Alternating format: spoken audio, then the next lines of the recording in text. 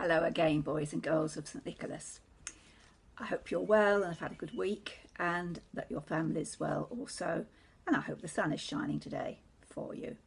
It's wherever you are. It's nice and sunny here. It's Sunday the 5th of July, and this week I'm going to tell you a story about some journeys that one of the followers of Jesus, who we heard about last week, took because he wanted to spread the word, the good news that Jesus had come to earth. And this is called Paul's first journey. You might remember that we heard about Paul last week, and he had just gone back to Jerusalem, having escaped by coming down a wall in a basket. Do you remember that story? So this is the follow-up to that. At first, the followers of Jesus in Jerusalem couldn't believe that Saul, who had been so cruel to them, was now a changed person. He had a new name, Paul, and he wanted to do all he could to follow in the footsteps of Jesus and to spread the good news to all the world. First of all, he travelled with his friend Barnabas to a faraway town called Antioch.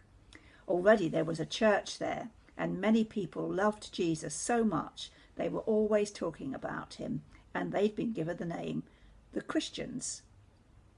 For a whole year, Paul and Barnabas worked hard in Antioch, until one day God spoke to the Christians as they were praying.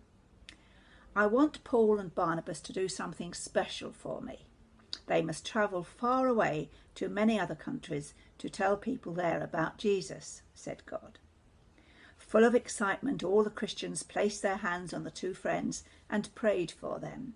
Then they set off on their travels. First, they sailed to the island of Cyprus, where Barnabas had been born. And here's a picture of the sort of boat they probably would have sailed in, similar to that kind of boat. And you can see a little town in the background and another boat there.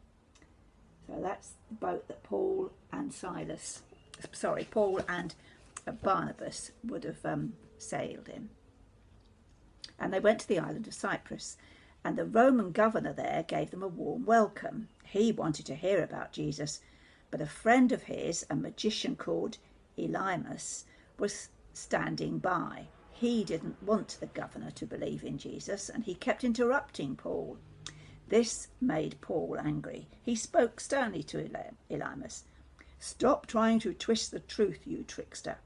Because you are setting yourself against God, you will go blind for a while." At once Elymas felt as though a thick fog was covering his eyes. He groped around for someone to lead him. The governor was amazed. He felt sure that Paul must be speaking the truth about Jesus. And here's a picture of Elymas, the magician, who didn't want the Roman governor to hear about Jesus. Can you see him there? He looks like a magician, doesn't he? And that's a picture of Paul and Barnabas, and there's the Roman governor.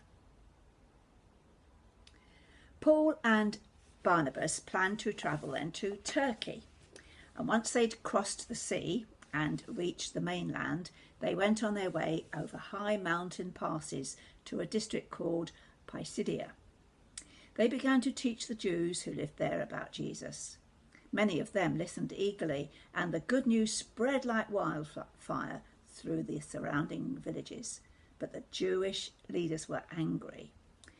"Those two travellers, Paul and Barnabas, are stirring up trouble in our town," the leaders told the rich citizens who believed them, and Paul and Barnabas were thrown roughly out of the town.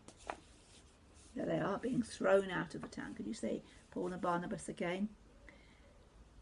But they went bravely on their way.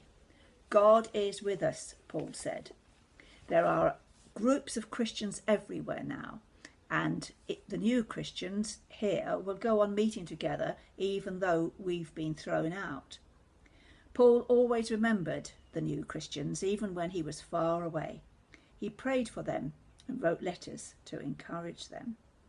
In fact, Paul wrote many letters in his lifetime. You can find some of them in the New Testament of the Bible. Some are written to individuals and some are written to groups of people. See if you can find some yourself and write them down. Make a list of all the letters. They were sometimes called epistles of St Paul.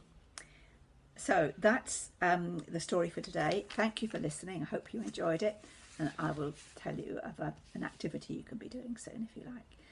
Take care. Have a lovely day. I'll see you soon. Bye-bye.